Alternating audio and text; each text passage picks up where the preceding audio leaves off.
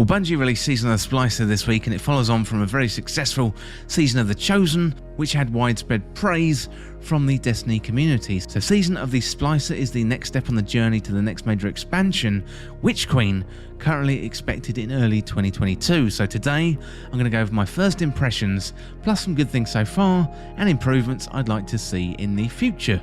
Well, let's start out with the story aspect of the season, and we are finding out much more about the Fallen. So the season kicks off with the Vex blocking out the sun somehow through a simulation, meaning the last city is in perpetual twilight. So Ikora's back and tells us to meet Mithrax, a Fallen Splicer, on Europa to try and find out more about their mastery of machines.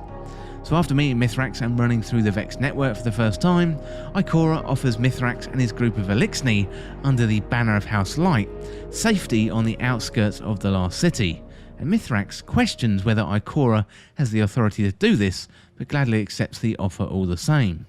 Not everyone is happy with the Elixni turning up at the last city, so Lakshmi 2, leader of the future war cult, tells you she's seen visions of the Fallen recently arrived standing in the ruins of the last city with smoke billowing. So future war cult's visions have been dismissed before in the build-up to the Red War, and Lakshmi 2 is determined for the last city not to make the same mistake again.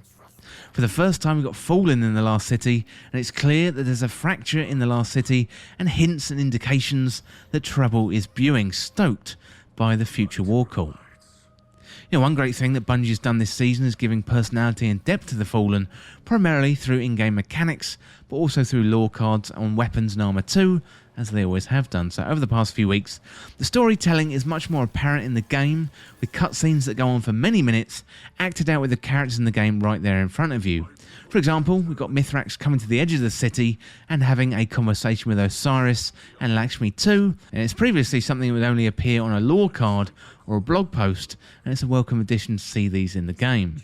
So the animated shorts are another good way to flesh out the story, and probably more cost effective for Bungie, removing the need for 3D modelling. And I'm really enjoying this step forward in the narrative delivery so far, and I look forward to more as the season progresses. Now it appears that Zavala, Crow and Lord Saladin have taken a back seat in the story this season, as we're focusing more on Ikora, Osiris and Elixni, and also the Vex too. So it's another strong step in the narrative direction as we move towards the Witch Queen in early 2022. Well, next up, we'll have a look at the helm. So the helm has seen a significant upgrade with a new lower floor section added. So the upper floor of the helm still exists, as it has to support the battlegrounds, given the season activities are sticking around until the next big DLC expansion. On the lower floor, we've got a Splicer Servitor, which acts as a new war table or something to upgrade. And here, we can buy the new Elemental Well mods, as well as get various upgrades for the seasonal activity. We've also got a terminal where we communicate with Lakshmi 2. Well, let's have a look at the new seasonal activity. So we've got a new 6-person activity for the season called Override, which is pretty good so far. It's slightly different to Battlegrounds. So in that, we were killing and then moving on to a new phase, and then finally a boss. So there's a few more light mechanics here in Override, including a Vex Oracle puzzle and climbing the spire before we jump into the Vex network. And the whole second phase of the activity is about platforming through the Vex network, trying to reach the boss. And the design of this phase of the encounter is really, really great. And it's kind of a synthwave style design aesthetic. The activity doesn't feel quite as dense as Battlegrounds, you know, as they were a little bit more open. It feels a little bit more cramped, and it could be because we've got 6 players in there. You know, it's certainly not more difficult either, but the loot is pretty rewarding. And once again, we've got to find some materials in the core playlists like Strikes, Crucible and Gambit, and this season it's Ether. Then we spend that Ether on the loot chest at the end of the activity. It's entertaining now in the first few weeks of the season, but I'm unsure whether it's going to sustain throughout the whole season, you know. However, I'm not going to pass judgment until we've seen the other 2 on the moon, and also the Tangled Shore 2. Well, next up we've got the weekly mission. So we haven't got the weekly Pinnacle mission just yet. These look scheduled to start on May the 25th at reset time, so it could be something that happens in the Vault of Glass, given that timing, as normally the weekly Pinnacle missions start at the beginning of the season. It's likely to be drip-fed story content, much as we saw with the tree in Season of Arrivals, or in the Glycon with the Presage quest. I doubt we're going to get something as in-depth as a Presage mission. That was a work of art, and one of the jewels in the crown of the Beyond Light update. Well, next up, let's have a look at the loot. So once again, The loot is pretty good this season, so Bungie has added 45 new and reprised weapons, including the new override weapons, and some of the highlights include Chroma Rush, the auto rifle Ignition Code, grenade launcher and grid skipper, the pulse rifle. We've also got a load of new playlist weapons to chase, a new Trials SMG, and 2 new Iron Banner weapons are coming soon. Actually, they're coming on Tuesday, so if you're into Iron Banner and PvP in Destiny 2, definitely jump in for that one. There's plenty of new exotics in there with the Cryesthesia 77k, a new exotic sidearm that freezes enemies, much to the grimace of all the PvP community. We've got the Vex Metaclass returning as part of Vault of Glass, and the exotic fusion rifle. So that exotic fusion rifle was one of the most memorable weapons from Destiny 1. So the new weapons, they're really, really good. We've also got returning weapons too, so Hung Jury, Fatebringer, Vision of Confluence, just to name a few. And we've got 3 new exotic armor pieces available from Lost Sectors, plus there's all new perks, and it's a big step in the right direction. Bungie got rid of sunsetting, and now the weapons are going to be viable until they get nerfed. So when Beyond Light launched, there simply wasn't enough. Now we're getting back to somewhere where we were, and together with Season of the Chosen, we've got loads of good weapons to choose from now.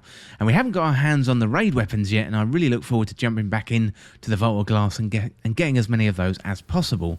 So all in all, it's a real big thumbs up from me regarding the loot this season and building on the momentum of the last. Well, next up we do have a slight negative point, so it is the armor synthesis, probably one of the biggest negatives of the season so far. So once you've got the materials for the transmog mode, it's all good, and we also get some for free. However, the grind for armor synthesis materials is quite shocking, and you've got the paid for alternative in the Eververse store, and that, to be honest, just feels a little bit off. I understand Bungie has to make money, but it doesn't really feel like a transmog system. For me, it's one of the biggest negative points of the season so far, in an otherwise, so far, positive first impression. Next we've got Vault of Glass, so one of the best raids in Destiny's history is coming back to Destiny 2, and last time we saw this was in 2016 at the back end of Destiny 1. Now, it's going to be interesting to see what Bungie does with it, hopefully not too much, and it's going to come back as it was. Now I imagine we're going to get champions and some changes, but hopefully it'll be really similar to that first raid that we saw in 2014. I still remember killing the Templar for the first time, heading through that tiny hole down into the Gorgon maze. It was absolutely incredible, and I'm looking forward to the loot returning, even though we don't have everything coming back. I really hope Bungie pulls it off and people aren't disappointed. Destiny's changed loads since 2014. Expectations and hype levels are pretty high, and we have to wait and see what happens when the raid is released just under a week from today. Well, next up we've got PvP. So PvP hasn't seen any love this season. In fact, you could argue it's seen the complete opposite. So Stasis has somehow been buffed this season with new aspect and fragments. It seems crazy given the series of nerfs it's been given over the last few weeks and months. So Bungie seems to be nerfing and balancing slowly, but Stasis is once again out of control, making the PvP experience pretty rough for those who used to enjoy the PvP playlist. The hashtag #NerfStasis was trending on Thursday, and so far Bungie is keeping fairly quiet about it. It's an interesting time for Destiny PvP. We haven't seen any new maps for a long time. We lost maps in Beyond Light with that vaulting process. But looking at the positives for the season, we've got plenty of Iron Banner, some new weapons in there, and Team Scorched and Momentum Control are coming back into the weekly rotation. Plus, we've got a new Trials SMG, which is really, really good. And I've got a guide for that up there on the This Week in Video Games YouTube channel. So I would really like to see Crucible Labs introduced again, and then see some rapid testing and feedback from the audience. At this point, so many players have packed up and left. We've also got Apex Legends and their new Arenas mode, which I have talked about on the podcast, which has been described as a good version of Trials. And as a Destiny fan, that makes me feel kind of sad. Well, that's it for PvP. I did want to have a quick look at the seasonal model. It's probably a good time to reflect on the seasonal model itself and where we are with it. I'm enjoying the new emphasis on the story and the way Bungie is delivering the lore via characters and cutscenes. But that being said, this is being done better than ever. I'm also enjoying the 6-person model, and over the last 2 seasons, the loot and the activity, they've been just great. Although good, this season does feel pretty much like a carbon copy of the last season, so the core playlist activities like Strikes, Crucible and Gambit, they're in desperate need of a refresh. PvP itself needs a lot of love, and it feels like Destiny 2 is now moving just to focus on PvE activities. Whether this is related to the PvP game that Bungie is developing or not, PvP in Destiny 2 is just simply stale. There's only so much that new loot can do, so if the player base would rather jump off an edge of a map rather than play the supposed best game mode at the weekends to get that new loot, then really, that sends a message that's pretty strong.